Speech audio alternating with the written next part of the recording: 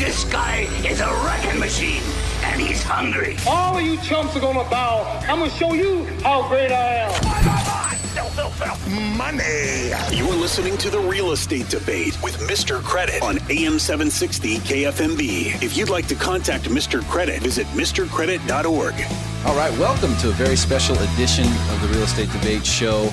It's the Redfin Roundtable, JJ. I've got my red shirt on. Is that an indicator for you these days or what? It is an indicator. I like that. And I forgot to wear my red. Wear your red tie. Yeah, my red tie. Next time. So we do a Redfin Roundtable. Redfin.com is obviously what we're talking about, which is the premier site to search real estate online. It's the only one that I use.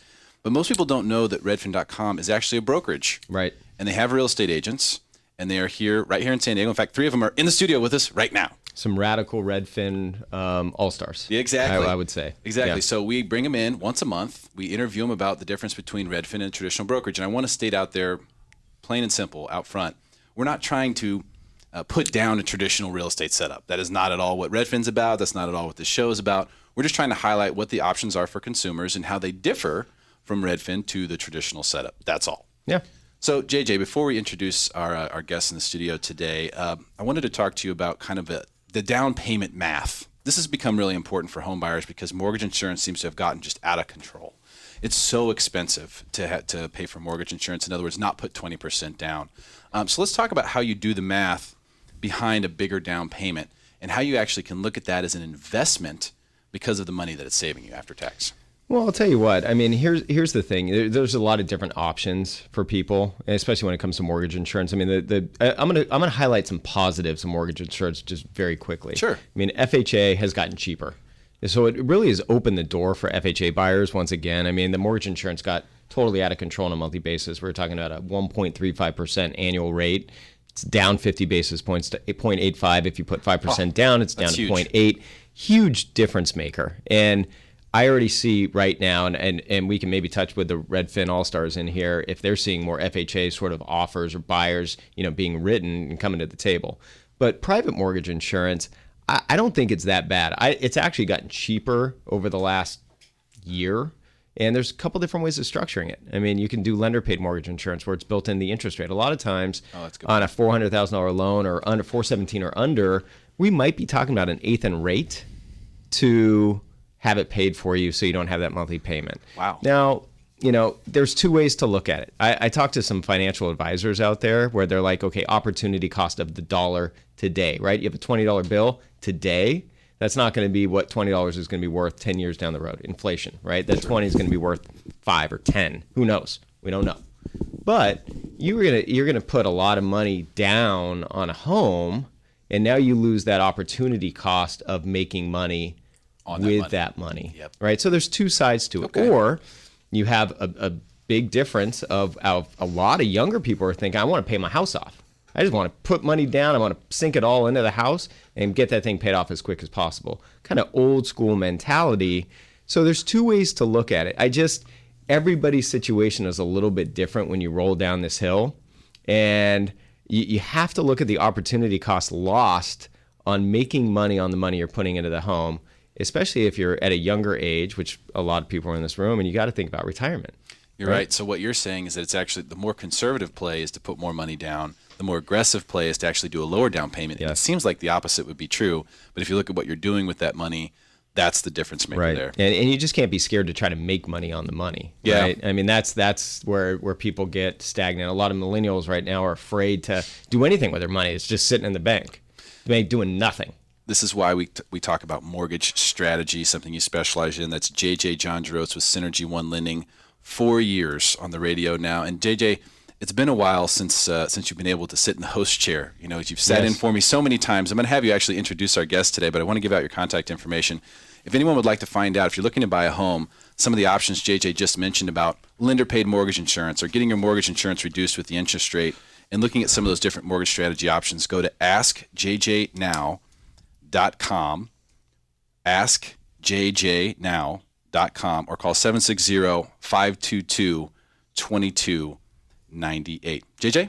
All right. Let's introduce our guests. I'm excited to introduce these 3 sitting next to me, and hopefully I can say this and it's okay with Redfin, but I'm going to. I don't think it's going to be offensive because I think it's a pretty astonishing number But in the last year, these 3 all-stars, and this number it's probably close. It's probably not 100% accurate, and the number's probably higher because it hasn't, some of the closings recently haven't probably reported. But in the last year, they've represented almost $73 million in real estate transactions. And that's a huge dollar amount. That's a lot of transactions, a lot of homes. So I applaud you 3 on that. Not easy to get there, and it takes a lot of work. And we're going to, as we talk about Redfin, we'll find out exactly how you make this happen. But to my left, somebody that's, I enjoy being on the radio a few times now with, been in the real estate business for 15 plus years, Willie Wilson. Willie. How you Hi, doing, guys. buddy? What's up, man? Oh, not much. I'm glad to be here. Nowhere else I'd rather be on a Thursday or a Sunday with my man Derrick. You're so JJ. busy, you're losing track of your days. Yeah, good things for these calendars on our iPhones to keep us squared away. Good thing for the red team backup that you got in place there, keeping track of the calendar.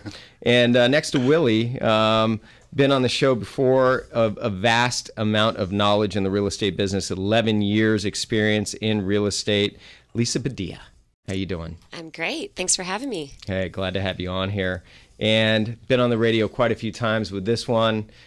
In circles with family and friends and with clients, known as Uncle Jordan Clarke. How you doing, Jordan? Good. Thanks for having me, JJ. I want to mention one more thing on Jordan's introduction. Real estate debate champion. Oh, real estate debate champion. Yes, That's right. he's the I guy. can't keep track of the debate champions, but multi-winner, right?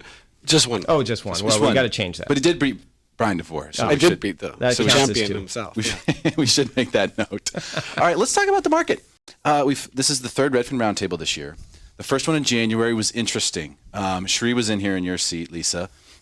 She wasn't super excited about the prospects for this year, although she was busy, but she was kind of like, yeah. Both Jordan and Willie said, oh, no.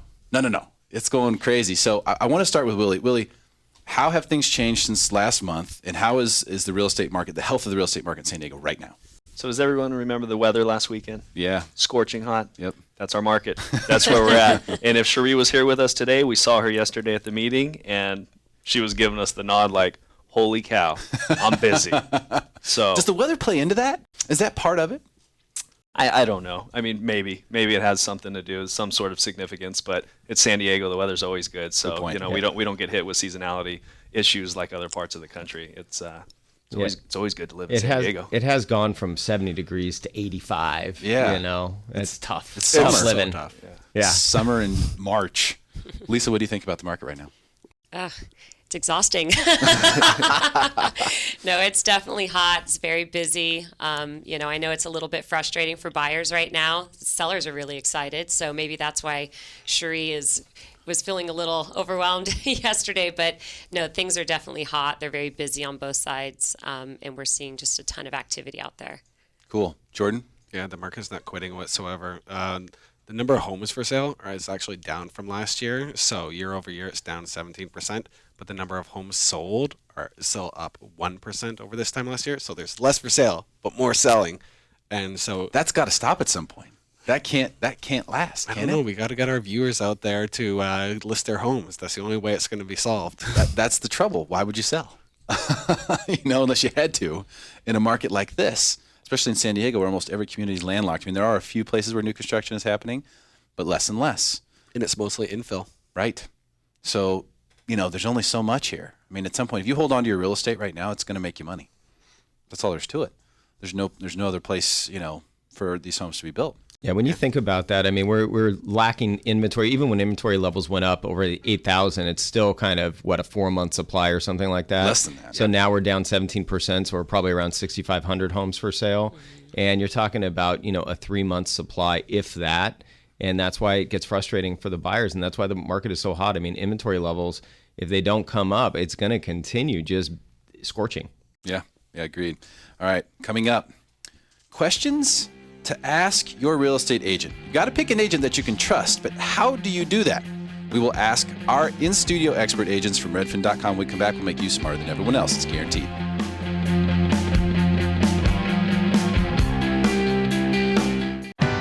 Welcome back to the Real Estate Debate with Mr. Credit on AM 760 KFMB. Welcome back. Thank you for hanging out on your Sunday afternoon. Mr. Credit here, your host. It is Redfin Roundtable time on the real estate debate. We have 3 agents from redfin.com in the studio with us right now. Jordan Clarke, Willie Wilson, and Lisa Padilla are here. My co-host, as usual, for the past 4 years, John Jerotz, JJ with Synergy One Lending, is here as well. So now let's talk about questions. Now, you guys do these home buyer workshops, and they're pretty regular, right? Are they every month? Every month. Every month you do these home buyer workshops. So if you want to participate in one of those, just go to redfin.com. You can sign up very easily right there. Redfin.com/events. Events. Yeah. Okay, perfect. So you can sign up for the workshops there. But one of the things that you teach in there is how to ask questions to find out if a real estate agent is good for you. So it's not necessarily just, hey, this is how Redfin works. This is why you should use Redfin. You're actually teaching people, these are the questions you need to ask because you need to trust your real estate agent. And a lot of times people will say that. They'll say, well, you've got to trust your profession. You've got to find someone who's experienced. You've got to find someone you can trust. But how do you do that? And this is exactly how you do it. You've got to know what questions to ask and what answers to expect. So I'm really interested to see what you guys say. We're going to start with Willie Wilson. Willie, what is a question that you would recommend everyone ask of their real estate agent? Right. First of all, Derrick, what you pointed out is so true. You have to trust your expert, and that person needs to be an expert. So that's one of the first questions is, are you an expert at what you're doing? How often are you doing real estate transactions? We all have family members. We all have somebody that has their license and they can maybe handle a transaction here or there. But when you're actually out there and you're in this market in a competitive climate like we are in right now, you need somebody that's got a real sharp pencil and knows how to get the job done. So that's one of the very first questions right out of the gate that you should be asking your agent is, how busy are you? What are you working on right now? Do you know what's going on out there in the market? Because I can tell you here at Redfin, with the amount of deals we do, we know exactly what's going on. So how many would you say is how many deals would you expect as an answer that would be acceptable then? So if I'm the homeowner or the home buyer who's asking that question, where do I draw the line between, okay, sounds good, and, ooh, I'm not sure about this? Right.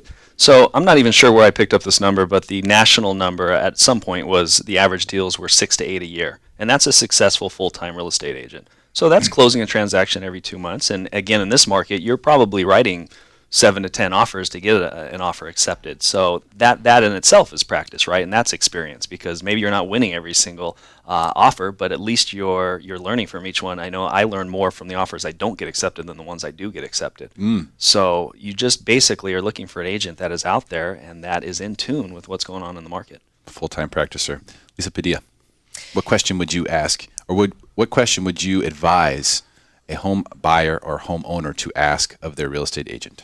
Well, I think you really want to know who you're going to be working with. Because if you hire an agent, you want to know, are you going to be working with that agent the majority of the time, or do they have 3 assistants that they're going to push you to all the time? If you're working with a big team, they may have showing agents, they may have transaction coordinators that end up doing a lot, or you're going to get that big name and you see that person once.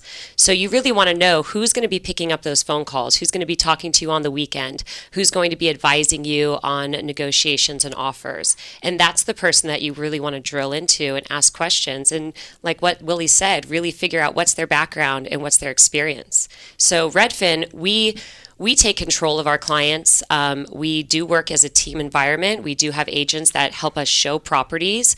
But when it comes down to negotiating, when it comes down to being in the deal and advising our clients, we are the one person. So if I'm working with somebody, they're going to be talking to me about anything that's vital to the deal, not my assistant, not somebody who is showing them a property. I'm going to be talking to them about it. That's a great question to ask, Lisa and JJ. This is one I should have asked in my downtown search, just because you talk to the big name, the guy that you know, and then he just kind of hands you off to someone else, and now you're working with a rookie. Right. Mm-hmm. And that happens all the time. I think it does happen all the time. And, people structure teams together, which is great. It's great. But you're right. I mean, am I going to be working with you, or am I working with your buyer's team or something like that? Something you deserve to know. It's something you definitely deserve to know. But you got to ask the question. Yep. Lisa brings up a good point, because even when I know they can attest as agents, when we're in escrow and we're in a transaction and all of a sudden that agent disappears. And now we're dealing with an assistant, or we're dealing with a transaction coordinator completely on some pretty, there's still some negotiations that need to be had. There's some pretty important milestones that need to be achieved, and all of a sudden we can't get a hold of the agent. And so if that's frustrating for us as an agent on the other side, I can only imagine how frustrating that would be for that client. Wow. Absolutely. And another thing too, what's different with Redfin is that go to any agent that you're going to work with and ask them if you can see some of their reviews. It's going to be hard to see that. We post all of our reviews on our website. You can see every single transaction that we've ever done. You can see the good, bad, and the ugly, so you can really get a good temperature of who you're working with. And I challenge you to do that with any standard agent out there. They're not carrying around a book of all their reviews. Yeah. And to that extent, when we had another agent from a traditional brokerage here, and we were doing the debate, she said that all my reviews are good. And I just questioned that. I have a lot of reviews. A majority of my clients love me, 95+%. But I have some that show that this is legitimate. We do survey every single person, and I have, unfortunately, a few that were not too happy with me. And so, that just lends legitimacy that we do survey every single person. So if you ask someone and they say, oh no, everyone loves me, all my surveys are great, did they really interview everyone? You mean someone gave you a bad review, Jordan? I've had to. They just had a bad day. I'm gonna have to go look those up. I'll bring them next time. Okay. So, Champ, since we've come around to you, Jordan Clarke, what's a question you would encourage someone to ask of their agent? What if I'm unhappy with their service? Okay. Can I fire you? What's the process of that? So Get that out of the way up front. yeah, you should be confident the agent should be confident in the service that they're providing, and they should not require you to hold you to any promise. So if they are not happy with you, they should be free to go at any given time. They shouldn't be forced to use someone that they don't feel is working in their best interest. It isn't a really good personality match, or for whatever reason they don't want to go. Because if they're not happy with the situation, nothing is going to positive is going to rise from that situation. So at Redfin, no questions whatsoever. You're ever not happy, you want to switch to another agent within Redfin, no problem, no questions, whatever you want. If you don't want to work with Redfin, no problem, no whatsoever. You guys can go. All you have to do is send us an email, and that's it. Wow. Yeah, I know there are some, especially on the listing side, JJ, right? There's contractual agreements to definitely band you to a brokerage. Without a doubt. And even on the buyer side, I mean, you saw it a lot in the early 2000s, kind of the mid 2000s, 10 years ago, signing buyer broker agreements where, you're kind of locked into using that person. If you were then unhappy with their services and you used somebody else and closed on a house, you would actually have to pay their commission that they would have made. And you're in a contract. I mean, you're signing this contract that this, brokerage or agent is going to be representing you for the next 6 months or maybe longer as a buyer. And there's things happening out there right now, kind of in the listings of homes, but people walking through open houses and agents kind of, approaching people, and without anybody even realizing what's going on from a consumer standpoint, they end up signing something, and now they're tied to that agent as a buyer's agent. Wow. Well, I tell you what, here's what I'm going to do, JJ. I'm going to tell you a question that I would ask, then I'm going to ask you a question you would ask, because I know what question I would ask, which is, what are you going to do differently than the next agent? In other words, and this goes for any service provider. What is it that you provide that is different or unique versus the next person I'm going to talk to in the phone book? Ask that question. If they can't tell you immediately what it is that they do that's different, that's better, then that is a huge red flag for me. Not just because they didn't rehearse their sales pitch. That's not the reason. But because they should know and they should be passionate about what's different in the way that they service clients. Yeah, definitely. You know what I mean? I like that question.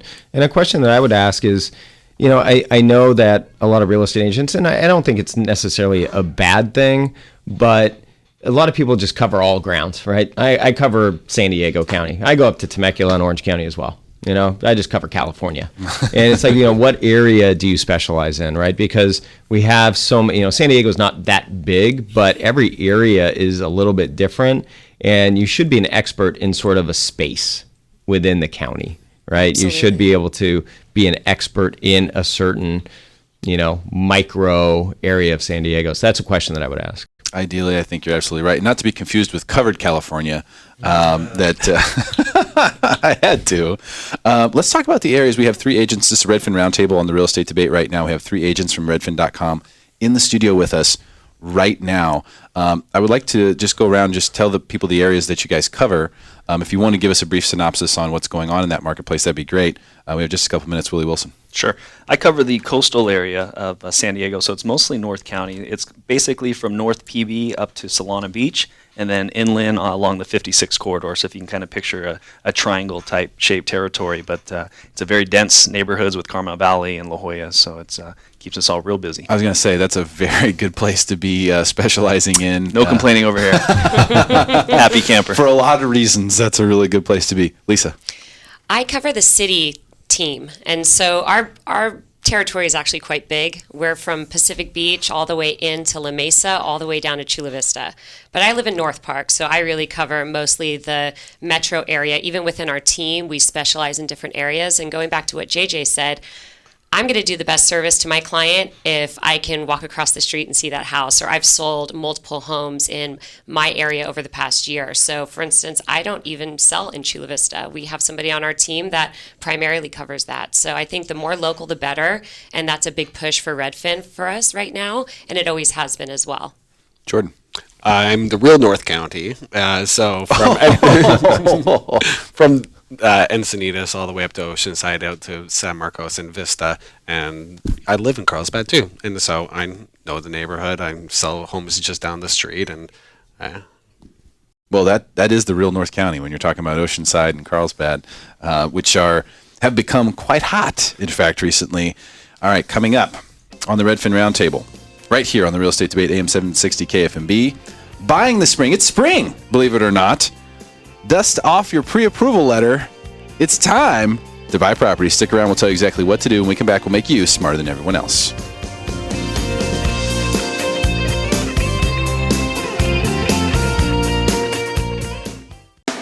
Welcome back to the Real Estate Debate with Mr. Credit on AM 760 KFMB. All right, welcome back. Thank you for hanging out with us on your Sunday afternoon. Mr. Credit here, the Real Estate Debate. Of course, it's Redfin Roundtable Day. JJ? Love it. This is my favorite. Yep. 3 agents in studio from redfin.com. It's that site that you've used to look for homes that are for sale online. It's actually a real estate brokerage as well. We have 3 of those agents in studio today. Jordan Clarke, Champ, as I call him.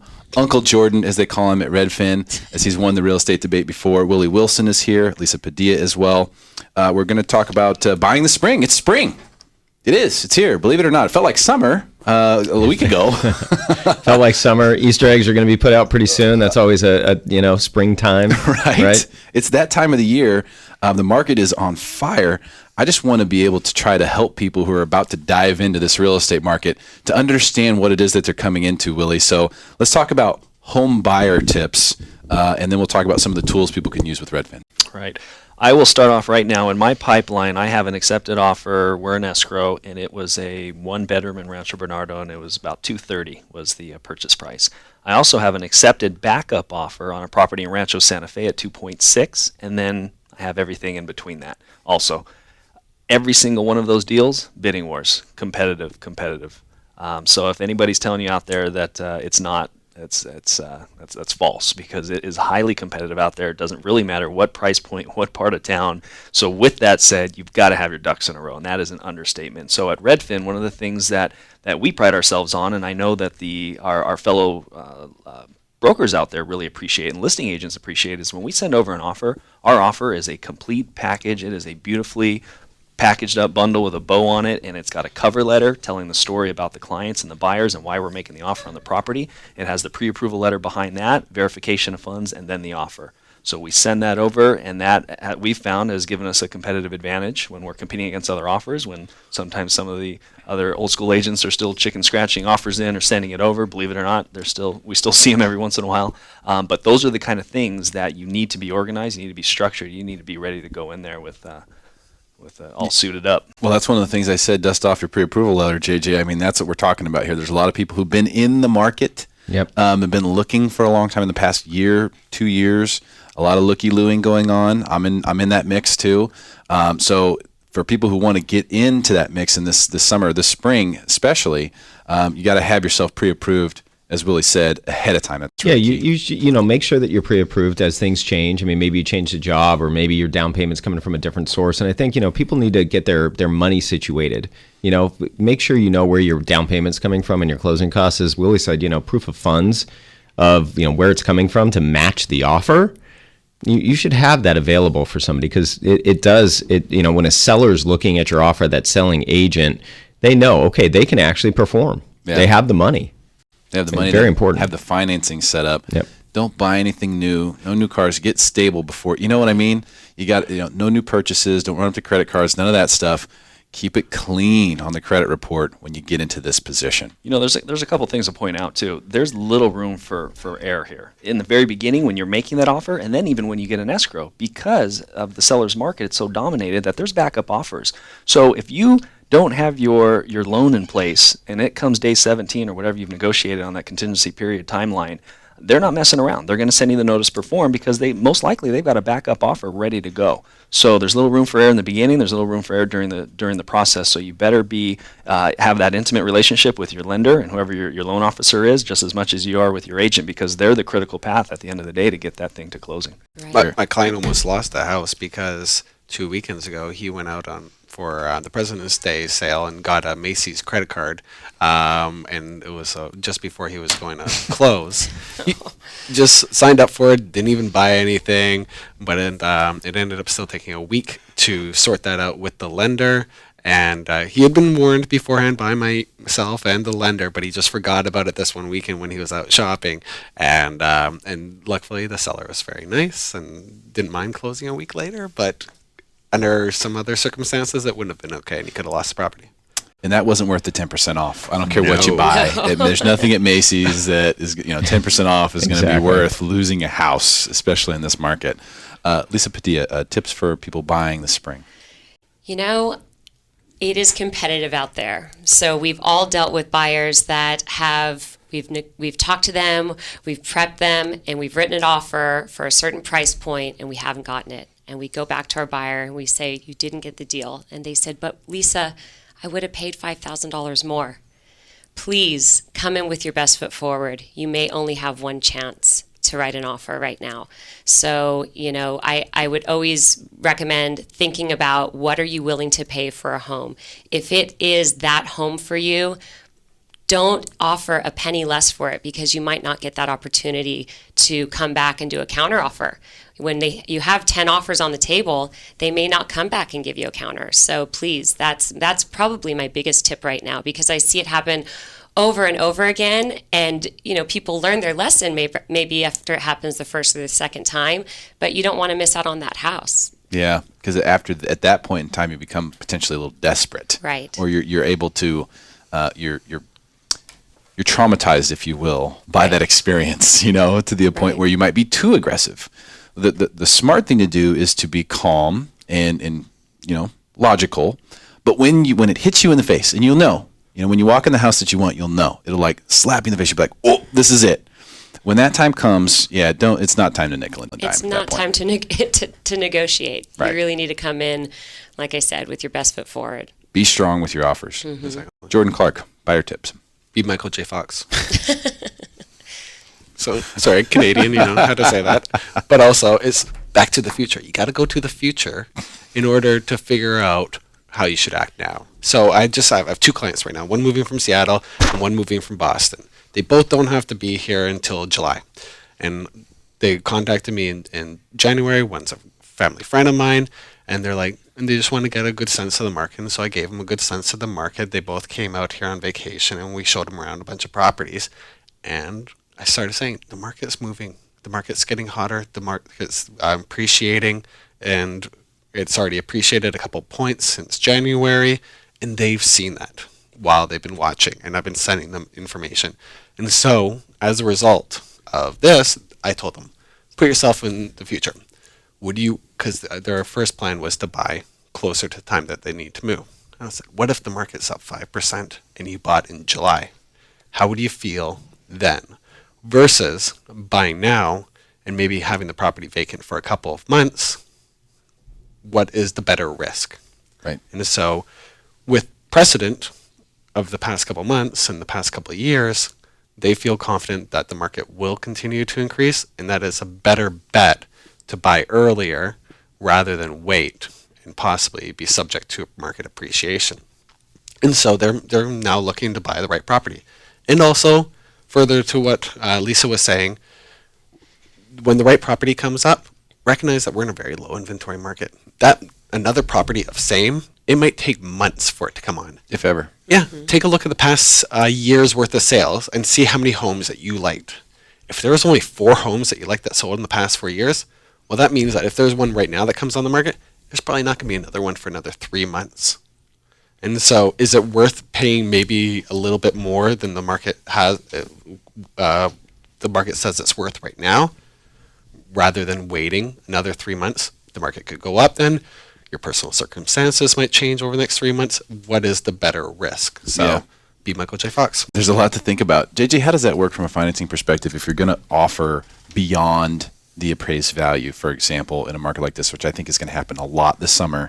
How does that affect your down payment situation? Are you just going off the appraised value for LTV, or does any of that take into account? That's a great question to ask. And so there's two things. We have the what you're buying the home for, right? So we have the list price and then what you pay for it. So once you entered into escrow and you're on that contract, let's say the contract price is $500,000 and maybe the list price was $485,000, so you've overbid on the list price, you're in contract at $500,000, maybe it appraises at $525,000. And we're going to use the purchase price on that contract. Okay. So that's not going to be an issue.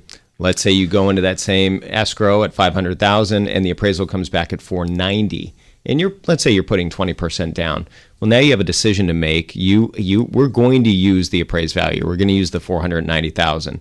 So really, it's only going to be an issue if you're putting a low down payment and you don't have the cash to make up the difference, because you are going to have to bridge the gap between the $490,000 and the $500,000, the difference between the appraised value and the purchase price with cash in hand, or it changes your loan to value and we restructure the loan.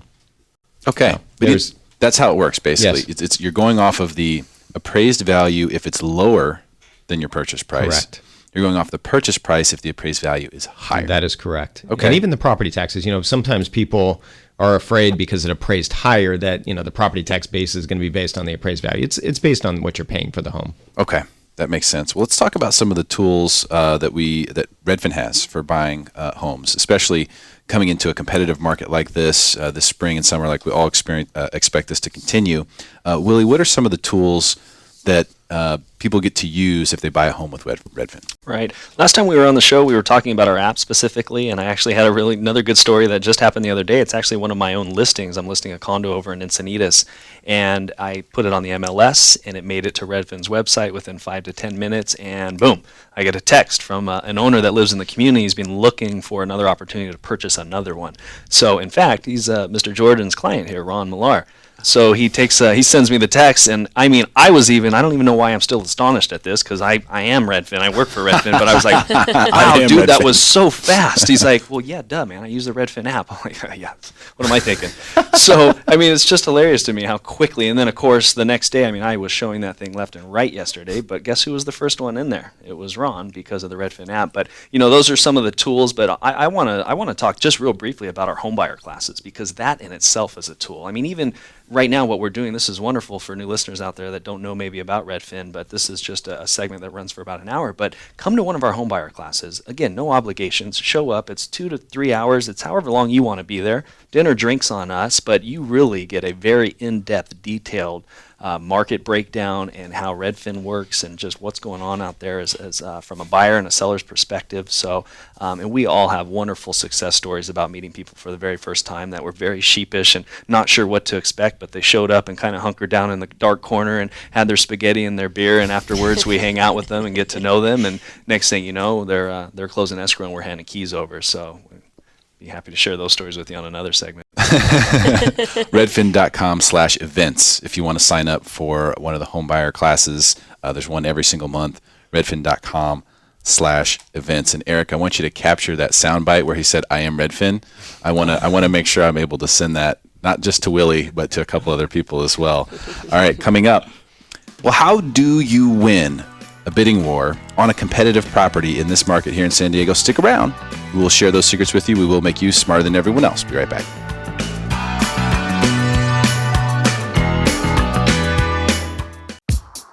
Welcome back to the Real Estate Debate with Mr. Credit on AM 760 KFMB. Welcome back. Thank you for hanging out with us on your Sunday afternoon. Happy spring to you, as it is spring. Mr. Credit here, your host. This is, of course, a very special edition of the Real Estate Debate, the Redfin Roundtable, which we do once a month. We bring 3 agents from Redfin.com into the studio to talk about how Redfin is different from a traditional brokerage and really make people aware of the fact that Redfin.com has a brokerage and has real estate agents, which I think a lot of people still don't know. Well, yeah, I mean, you could type in pretty much any address into like Google search and Redfin's going to be one of the top 3 sites, and you think it's like, you know, just a value finder or something like that. And people need to know that it's a lot more than that. A lot more than that. In fact, Jordan, you were telling us at the break that if you want to look up stats in a community, just type in Redfin and then the zip code, and you can pull up all the stats. Redfin zip code, Redfin neighborhood, Redfin school district. Like, you can type in any different one of those, and it'll come up the neighborhood page for that, and you'll be able to see graphs for list to sale. You'll be able to see the number of offers, average per listing in the area. Just unbelievable amount of data. Yeah, everything you could possibly want to know. Well, now what everybody's going to want to know, if they don't already, is how to win a bidding war in this competitive market. So, Jordan, I want to start with you on this one. So give us a tip for someone who's going to try to buy a home in the next few months here, or maybe throughout the summer, to when they get involved in a bidding war, how they could win it. Well, I'll give an example that I recently started doing, and so I did it with a good friend of mine. They were buying a place. The property came on the market. We're like the first ones to go see it. We could tell that it was going to be super hot, a really hot price range, and we just knew that there's going to be a lot of offers. So we wrote an offer right away. We're hoping that they're not going to wait to look at multiple offers or anything else. So we're trying to tug their heartstrings. And so my friends, they have little cute kids, Red and Addie. And so we got them to do a little video talking to the sellers. And we uploaded it to YouTube, unlisted it, and sent the link to the sellers. And they watched it. And we just really tried to show that we really appreciated everything that they had done to the house, because the seller was a woodworker. He had done a lot of work to the house himself, so they had a lot invested in the house. So we tried to show that we cared about all the work that they had done, and that my clients were a similar family to theirs, and therefore they would hopefully find some connection. And it worked, and got an accepted offer right away. Wow, that's huge. Yeah. That's huge, because especially if it's a property that was good to go, turnkey. Good to go, turnkey. Without a doubt, they would have had multiple offers within 3 days if they waited. And we're going to close on Monday, but we've known all along that there's other people waiting in the wings. If we mess up whatsoever, there's other people. And so, yeah, if they would have just waited a few days, they would have had multiple offers. Maybe they could have got a higher price, but we were able to tug their heartstrings and make them feel comfortable going with my client. Was that a full price offer? It was full price. Full price offer immediately, and you needed to tug on the heartstrings. Yeah. That's how you win in a competitive market right there. Full price offer, no messing around. Get the little kids to do a YouTube video. Way to think outside the box, Jordan. If you don't have any, just borrow some neighbors. Yeah. You know, whatever are you going to do? Exactly. And I said this before on the show, but look around. If there's a lot of like boating paraphernalia around the house, guess what? You're really big into boating. The seller definitely is. Yeah, try to relate. If you like to go boat or anything else, and they're big into boating, say that. They have a bunch of surfboards. You like to surf. Show them how you're similar. If they're a service member in the military and you appreciate that, let them know. Let them know how much you appreciate it. Yeah. I mean, these are all things, these are opportunities that you can take to actually, speak your heart and make a real connection with that seller. That's key. And so that you're a person and you're not just a piece of paper. Yeah, and it doesn't even come as a piece of paper anymore. It's all electronic, so there's not even no wet signatures to even look at. Lisa Padilla, what is a tip that you have for people who are going to get into a competitive bidding situation? Well, I'm going to piggyback a little bit on what Jordan said is, speed is key. I've gotten a couple of offers accepted lately because we went out there, we saw the property right away, we wrote a very strong offer, we've reduced our contingencies, which means that the seller, we're more solid on the deal sooner, so we reduce maybe inspection contingency down to 10 days, financing down to 17 possibly, and I give them 24 hours to respond. So if we go out there, we look at it on a Wednesday or a Thursday, I don't want to wait until the end of the weekend until they have 10 offers. We're giving them a full priced offer now. We want a response right now. We're not messing around. Or possibly my buyer's going to move on to something else and they're going to look at something else over the weekend. And so, different sellers are going to respond differently to that, but some will maybe have that theory of the bird in the hand is something that you want to just move forward and open escrow with that. So I think that you just absolutely have to be organized. You have to write the cleanest offer that you can, and you have to be quick. Because if you wait until that next Monday to go ahead and write an offer and there's 10 other offers and they're all over the list price and you're in a bidding war, that's not a situation you want to be in. I love this strategy, JJ, because what she's saying is if you got a greedy seller, there's no way you're going to get it at first crack anyway. So you may as well just show that you're dead serious and show them the bird in hand. Mm-hmm. Hey, we're here, but we're not going to stay here forever. Yeah. So, if it's a greedy seller, there's pretty much nothing you can do. There's nothing They're going to wait. Do. They're going to wait regardless. So you may as well just kind of draw that sword in the sand right there. Yeah, I love it. And I love the 24-hour response. I mean, you're saying, hey, we want to know. Mm-hmm. Otherwise, we are moving on. Absolutely. And for, I hate to say it, but a lot of sellers, a lot of times that first offer might just be your best offer out there. It could be if someone's watching that market that closely and they're coming very seriously with full price offer and then some, you really got to be ready to take that offer. Yeah. Willie Wilson, tips for people to win in a competitive bidding situation. Derrick, do you mind if I tell a story? Love the Willie story. I was hoping we would get one today. Okay, so I'm out in Rancho Penasquitos, and I am training a new agent that just joined Redfin. And so he's leading the tour with these clients. They're not my clients. I'm just there to shadow, help out. And I even told him before we walked in the house, I said, look, I'm silent. I'm not even really here. I'm just here. You do your thing. But as we're walking out and the family's out there with their kids and they're kind of just telling me their woe story about how it's just been so tough out there. They just keep losing all these houses that they want. They just feel like the price point that they're in, that 600 to 800 range in Rancho Penasquitos or Encinitas just isn't working out for them. I could not help myself. I had to just jump in there and say, well, tell me about how are you writing your offers? What are you doing? So we went through some stuff, and I said, boy, you guys, and he goes, here's the problem. I'm only putting 10% down, and that's making it really tough because I know I'm going up against cash offers. I know I'm going up with other people that can put 50% down, and so I'm starting to feel like it's just never going to happen.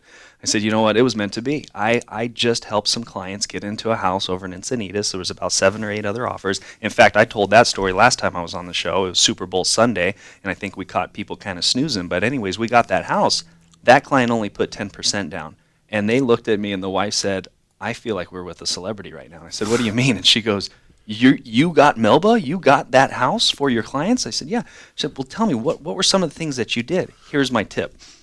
Have your lender, for instance, if JJ's my lender on this deal, I'm going to have the lender reach out to that listing agent and call them right away. Before I send the offer, while I'm sending the offer, but I want them to touch base. I want my lender to call them and say, hey, I've already looked at this buyer's profile. We've already got everything. It's basically has underwriter approval, with the exception of an appraisal and a couple conditions, but they are ready to rock. We're ready to go. I can vouch for them. So there's going to be no issues with their financing. That's huge. Especially if it's a low down payment situation. Low down payment, high down payment. That is just great call to get as a listing agent to know. First of all, it tells you something about that buyer and about us and how we operate. We're proactive, and we're going to get in there, and we're going to give you the assurance that you need. We're going to give you that warm and fuzzy that, you know what, if you take a chance on us, because, of course, there's a lot of cash offers out there. And luckily, we're not in the dark times of 2009, 2010, where cash was king. Cash is king. It's out there, man. But at least there's some sellers out there that say, hey, you know what?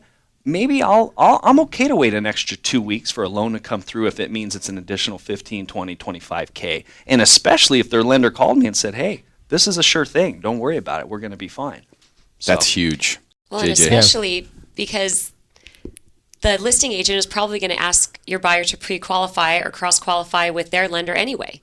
So that is a great point there of being proactive, because you may have to go to that step regardless.